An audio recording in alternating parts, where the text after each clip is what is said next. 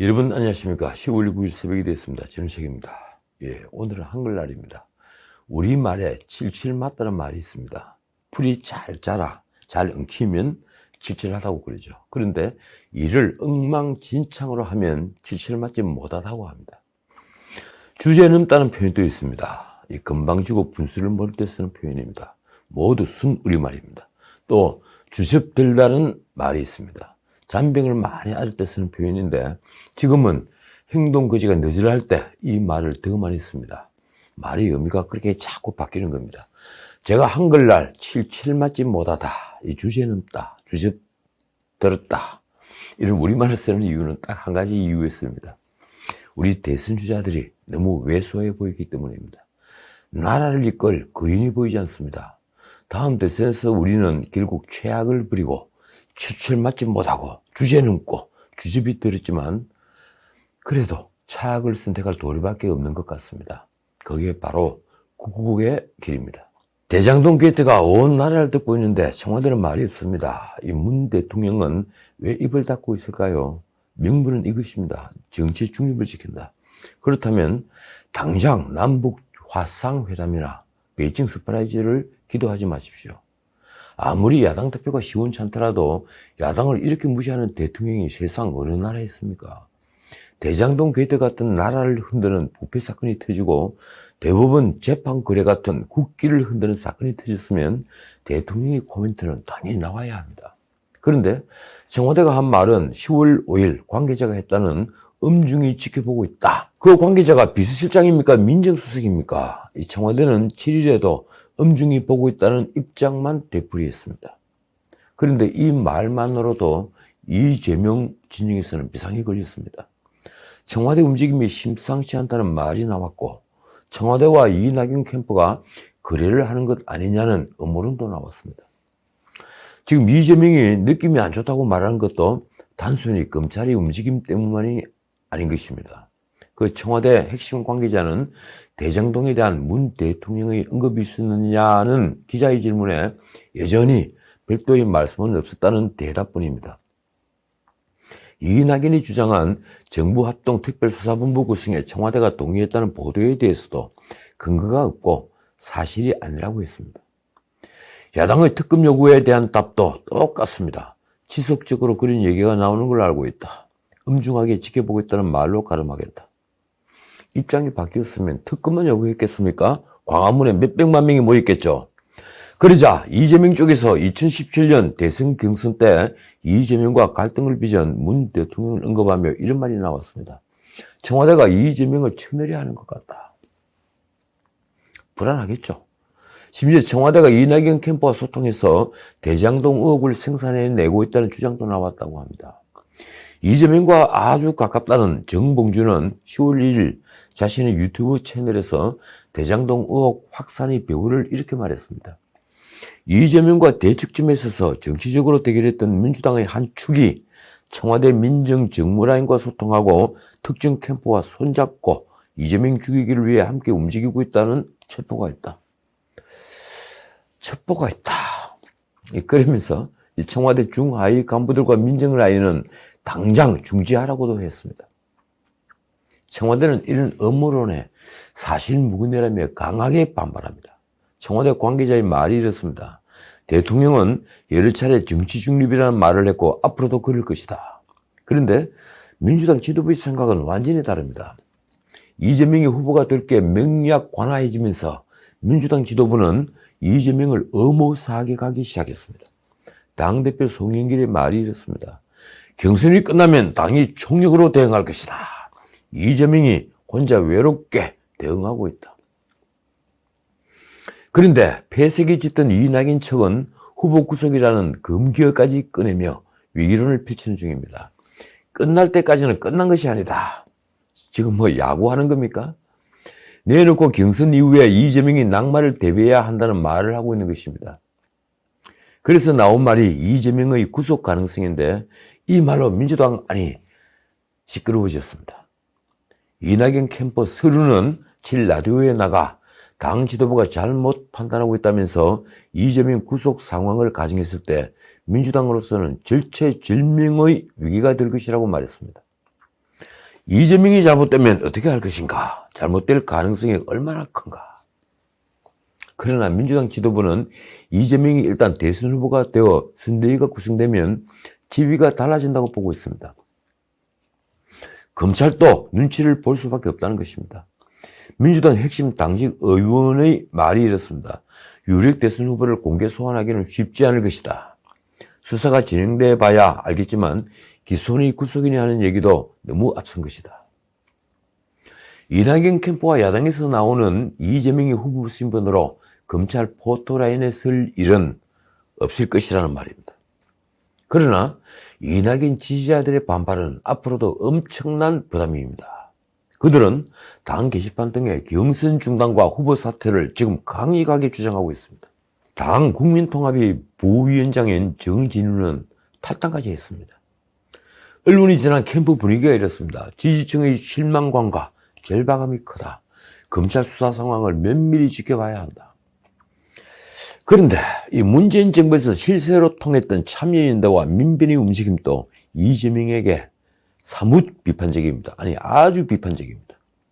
7일 참여연대와 민변 민생경제위원회는 대장동에서 화천대유가 분양가 상한제를 적용받지 않으면서 얻은 개발 이익을 분석한 결과를 발표했습니다.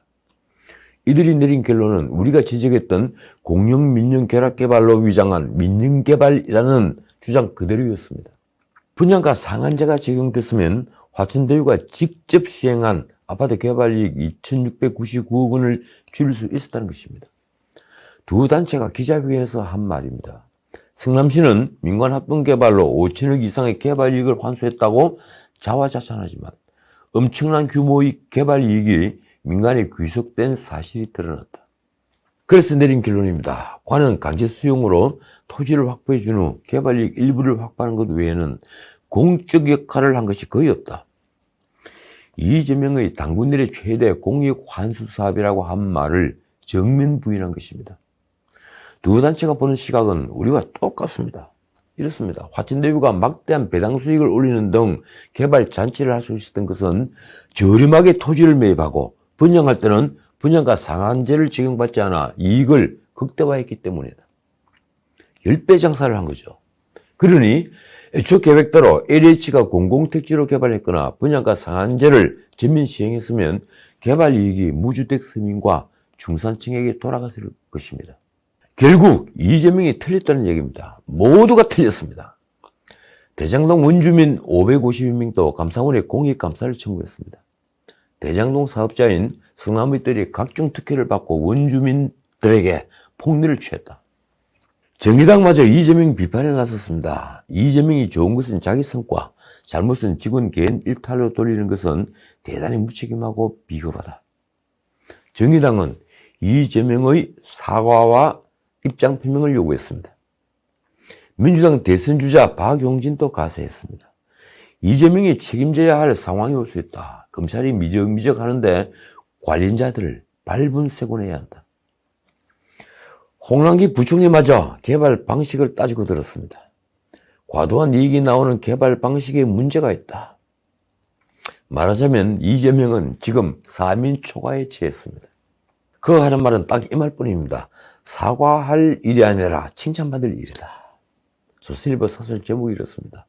참여연대와 민변까지 이재명의 대장동 자화자찬 비판. 그 사설에는 이런 말이 있습니다. 극소수 민간인이 별로 한 일도 없이 7천억이 넘는 천문학적 개발 이익을 챙기고 이재명 측근이라는 유동규가 억대 뇌물을 받아 구속된 사건을 두고 어떻게 칭찬받을 일이라고 할 수 있나. 그 뒤에 덧붙인 말도 비수 같습니다. 이재명 선거법 위반 사건을 무죄로 판단한 대법관이 대장동 개발회사 고문을 한 전대미문의 일을 두고 어떻게 자화자찬을 하나. 오늘도 대장동 게이트에 대한 언론사들 속보 경쟁은 아주 치열합니다. 뉴스가 쏟아집니다. 그 중에 한 2개만 말씀드리겠습니다. 최근 3년간 천화동인 1호는 천화동인 1호부터 7호 등 총 8개의 법인 가운데 가장 많은 1208억 원을 배당받았습니다. 그런데 배당금이 어디로 흘러갔는지 비일에 쌓여 있습니다. 천화동인 1호의 지분은 화천대유가 100% 소유하고 있고 화천대유는 2016년까지는 김만배가 지분 100%를 소유하고 있었습니다. 그러니까 김만배의 것이었습니다. 하지만 그 이후의 지분 변경은 비공개 상태입니다. 천화동인 5호의 소유주 정영학이 최근 검찰에 제출한 녹취록에는 김만배가 천화동인 1호 지분 전체를 갖고 있지 않다는 취지의 내용이 들어있다고 합니다. 2015년 대장동 민간사업자 선정 당시 개발 수익의 25%를 약정해 700억 원을 받기로 화천대유 측과 공모를 한 유동규가 천화동인 1호의 실소유주라는 의견도 있습니다. 하지만 녹취록에는 유동규가 다른 형태로 이 수익 보장을 약속받으려고 하는 내용이 있다고 합니다. 그렇다면 1호의 주인은 유동규가 아니겠죠. 과연 천화동인 1호는 누구 것일까요? 그래서 검찰 안팎에서는 천화동인 1호의 자금 추적이 대장동 사건 수사의 승패를 가르는 분수령이 될 거라는 전망이 나왔습니다. 배당금의 흐름이 곧 게이트 열쇠가 되기 때문입니다. 녹취록에는 배당금이 후원금 등 정치자금으로 사용됐다는 취지의 문구가 나와 검찰이 진위를 수사하고 있는데 그건 화천대유가 감당했다고 보는 시각이 우세합니다. 검찰이 김만배가 성남시 의회의장과 시의원들에게 수십억 원대 금품 로비를 했다는 녹취록을 확보해 수사 중이라는 뉴스도 나왔습니다. 정영학이 검찰이 제출한 자료에는 김만배가 성남시 의장에게 30억 원 그리고 성남시 의원에게 20억 원이 전달됐다. 실타는 350억 원이라고 언급한 부분이 있는 것입니다. 성남시 의회는 문제의 성남도시 개발공사를 감독하는 업무를 맡고 있습니다. 검찰은 지금 뇌물 여부를 의심하지만 김만배는 이를 부인합니다. 녹취록에서 성남시 의장 등을 언급한 것은 맞지만 실제로 돈을 준 것은 아니다. 그런데 그걸 왜 말해서 그러면 녹취가 된 겁니까? 어쨌든 최윤길 전 성남시 의회의장은 2010년 3월 시의원 재임 때 정영학로부터 LH의 대장동 사업 추진 근거가 된 주민연명부가 위조됐다는 문구를 받아 시의회에서 그대로 읽었던 사실이 밝혀졌습니다. 그 연설은 LH가 이듬해 대장동 개발 사업에서 철수하는 계기가 되었습니다. 최윤길은 약 3개월 뒤인 2010년 6월 정영학 등으로부터 현금 1억 원이 드는 쇼핑백을 받았습니다. 그 대가로 말입니다. 현금을 건넨 사업자는 기소가 됐는데 최윤길은 처벌 대상에서 빠졌습니다. 돈을 준 자가 최 씨에게 건넨 1억 원을 이틀 만에 돌려받았다고 진술했기 때문입니다. 정말 돌려받았을까요? 최윤길은 삼선 시의원인데 민주당으로 당적을 바꿔서 시의회 의장을 지냈습니다. 시의회 의장 재임 때인 2013년 성남도시개발공사 설립 조례안을 통과시키는 역할을 했습니다. 그리고 2015년 3월 이재명은 그를 성남시 체육회 상임 부회장으로 임명을 합니다. 그는 작년부터 화천대유에서 부회장으로 일하고 있습니다. 복맞은 또 이런 복맞이는 없습니다. 이 말고도 수많은 뉴스가 있었습니다. 이 유동규가 검찰 압수수색 때 창밖으로 던졌다는 휴대폰 다들 알고 계시죠? 그 휴대폰은 이웃 주민이 주운 것을 경찰이 확보했다고 합니다. 정말 이웃 주민이 주운 걸까요? 미국으로 튄 남욱의 사무실을 다시 압수수색을 하자 김만배가 남욱에게 보낸 4억 원 돈의 증거가 발견됐습니다. 지금 뉴스는 넘쳐납니다. 그런데 해설은 다음으로 미루겠습니다. 어제 국민의힘은 경선 후보 2차 컷오프를 발표했습니다. 일반 여론조사 70%에 당원 선거인단 투표 30%를 합산해서 결정했습니다. 통과 4명은 발표 순서대로 보면 윤석열, 홍준표, 유승민, 원희룡입니다. 가나다 순서가 아닙니다. 그러니까 득표 순으로 보입니다. 최재형, 황교안, 하태경, 안상수는 탈락했습니다. 1차 컷오프 때 사위를 한 최재형은 어떻게 탈락했을까요? 최재형은 윤석열이 대안으로만 있었기 때문에 탈락했다. 저는 그렇게 생각합니다. 그가 처음부터 정책으로 승부했으면 어땠을까요? 그러기에는 정책을 공부할 시간이 너무 없었습니다. 국민의힘은 순위는 공개하지 않았는데 아무래도 발표 순서가 득표 순위겠죠. 언론은 윤석열은 당심에서 앞섰고 홍준표는 민심에서 앞섰다고 분석합니다. 윤석열은 그동안 수많은 말실수와 이른바 고발사주 의혹이 터졌고 막판 미신 얘기까지 나왔지만 당심은 바뀌지 않은 모양입니다. 지금 윤석열에게 필요한 것은 중요한 어젠다에 대한 이해도를 높이는 일로 보입니다. 실현을 줄여야 할 테니 말입니다. 홍준표도 역투표라는 공격을 넘어서 모양새를 갖췄습니다. 홍준표가 이제 넘어야 할 산은 대중 공감 능력입니다. 아무리 옳은 말이라도 감동을 주지 못하면 대중은 등을 돌리기 때문입니다. 아마 저보다 더 잘 알겠죠. 저는 유승민과 원희룡에게도 기회는 있다고 믿습니다. 그분들이 정책으로 승부한다면 어쩌면 한국의 버락 오바마 같은 신화가 탄생할 수도 있을 것입니다.